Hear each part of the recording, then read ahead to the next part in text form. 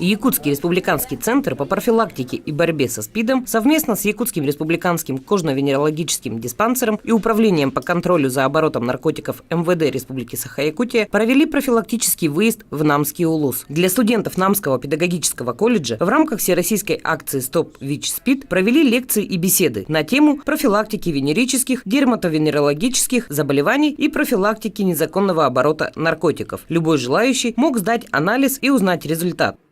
Центр СПИД провел экспресс-тестирование на ВИЧ-инфекцию.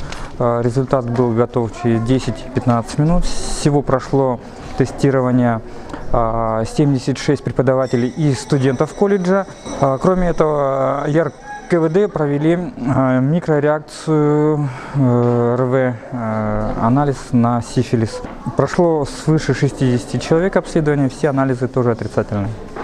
Специалисты предупреждают о том, что сегодня в нашей стране идет фактическая тихая эпидемия СПИДа. В конце 2017 года в России зарегистрировано более 1 миллиона случаев ВИЧ, что на 57% больше, чем 10 лет назад. Более 1000 из них – новые случаи. Профилактическое мероприятие вызвало у ребят неподдельный интерес. Сдать анализ и убедиться в отсутствии заболеваний пожелали многие.